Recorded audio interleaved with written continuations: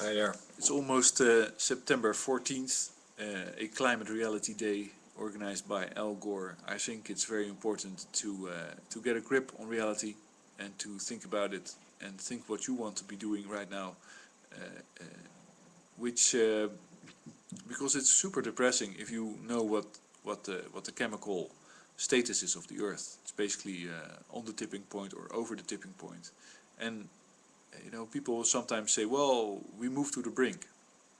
We don't move to the brink, we're storming towards it.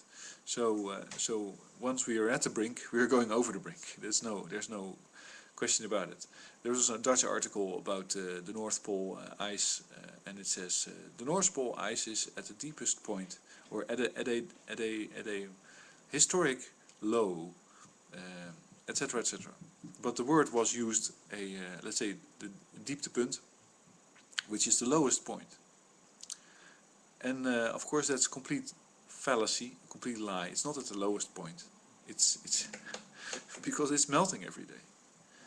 And the temperature increase in the North Pole last winter was up to 10 degrees Celsius. So a lot of ice started melting and the sea became blacker and it started absorbing more solar power and it started getting hotter and it started to melt more. It's not a depth, it's not a trough or something like that. It's a point in a trajectory down towards complete removal of all the ice, and then you get a jump in the temperature around the world, and then you get a release of the methane from the oceans because the oceans get warmer, and then you can kiss your ass goodbye. It's going to be over because the sea will die and it will start to become a toxic swamp. And it will take a little bit of time, but you really have to wonder now, what the fuck are you doing if you are ignorant of that? What the hell is your life about? It's very weird. And another thing I can explain is that, you know, there was a guy called Ronald Reagan, and he decided at a certain point that he was told that climate change was real, it's going to be 2 degrees. That was in the beginning of the 80s. It was known by industry from the 50s exactly what was going on. But of course the industries didn't have any, they didn't think it was important. Of course the managers there said, well, let's produce as much as possible, let's use up all the oil. And you have to grant not everybody understands how the system works, how coercive and how captive it has been from the beginning, the whole fossil fuel carbon credit system. But Ronald Reagan had to make a decision, or he had to find an excuse, more or less. And he said, well, we're gonna make a choice.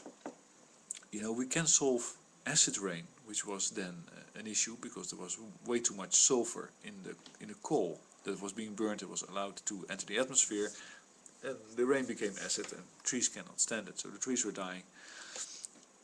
We'll solve acid rain, but we really cannot solve the climate problem or find an answer for that right now. Like, if you want to be, let's say, be deemed incompetent in the first, let's say, in 1 minute, then that's your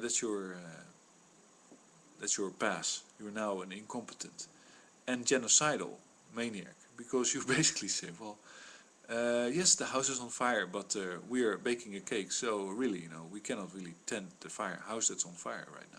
We'll look the other way. You know, a ship is sinking, but there's a dry place over there. Let's sit there and talk about, you know, talk about the weather. Or my child is falling off the bridge, maybe, but I have another one here, so let's take care of that one. And it's telling me funny jokes, so how can I walk away and save the other child? It's that type of complete irresponsibility that Ronald Reagan demonstrated with his decision, because he basically didn't care. He didn't care. He was told that it was not a problem, or something like that, or he decided it was not. I have to correct myself, because what he did was basically he had some reports that said this is serious. Oh. You know, like a traffic light, red traffic light. This is serious. You have to stop now. 3 reports, and then he said, well, I don't really like those reports, so I'll hire somebody else to make it different. And the guy that made the report different, he wrote in it that yes, it is a problem, but we'll be inventive in the future. We'll find a solution to it. And we can move on still a lot until we're at the brink. And that's how it went. That's how it basically disappeared. This is like it's like the permeation of lies in every aspect of management is just disgusting. I'm really disgusted by it. Because you say, we'll find a solution. And then you have people like Roy, something like that, some futurist, keeping you optimistic and interested in renewables and interested in innovative solutions. And it's always tomorrow, tomorrow, tomorrow. It's always a promise, it's always a lie. It's like the treasury of the US itself. It's a lie. It's you know, you're going to be paid interest rate for 30 years and then because we'll be productive for something like that. That has never happened. It has all been burning coal, oil and gas that delivered the productivity, that did the work. You don't become more productive. Agricultural technology is not more productive than traditional agriculture. It is not more productive. And that is a proven fact. Because they had this little patch of land and they grew it organically without anything, and it was so productive. They go like, what the hell is going on here? Well, and it's not a single instance, but that's simply, you know, it's so it's all lies. It's all lies for people that want to feel important, that want to run a business, that want to find a new way to burn gasoline and all that stuff. And it's really sad. And you should, I guess, people should be completely disgusted by anybody that tries to relativate or let's say make light of the climate problem. You cannot ignore it. You should be, if you do something with your car every day that is quite useless and is not bringing you any really personal gain, let's say, don't do it. Take the damn train or the bus or whatever it is.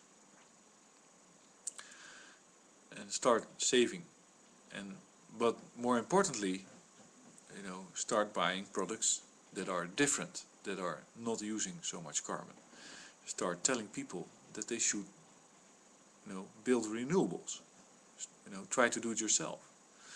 You know, with your community, because that's the robo-economic future that you might have if you do it fast. If you don't do it fast, you won't have a future. Yeah, you're imagining and it's not true and all that stuff. It is true. You can find it. It's in the world history. It's what everybody is saying. That is an expert. And then some asshole, you know, comes along and says, yes, but I think that, blah, blah, blah, and he tries to get all the attention. Shut those people up. Shut them up. Because there's one rule that you can, I think, recognize, and that is that, you know, you can do things right and live, and do things wrong and die in some cases. So if you're a firefighter and you're running into a 9/11 building and you hear somebody, you know, come out and or you can see that it's wobbly or it's breaking down, or you can run out and you live, and you can run in and you die.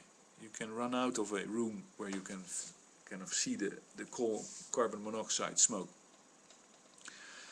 Belching unburned fumes, collecting, and you can say, well, while the rest of the building is burning, and you can say, well, I'll stick here for a while, I'll stand here in the smoke.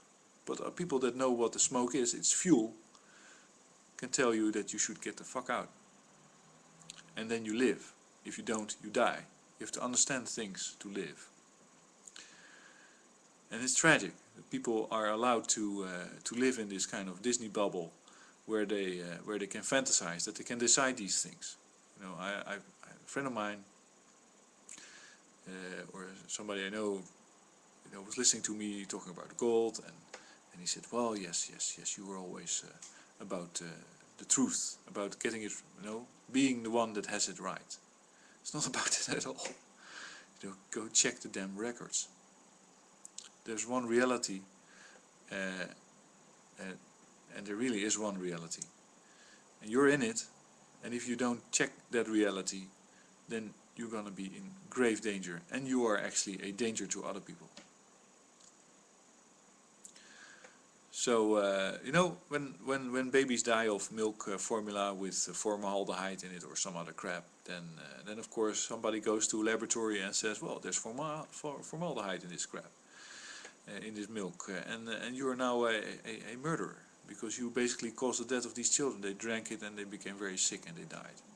So we're gonna put you to death. That's a Chinese type of response.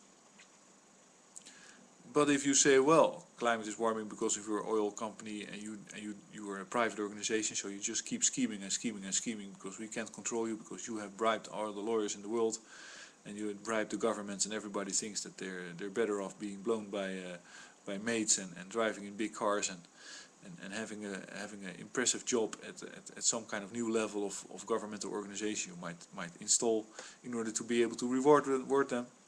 All that crap.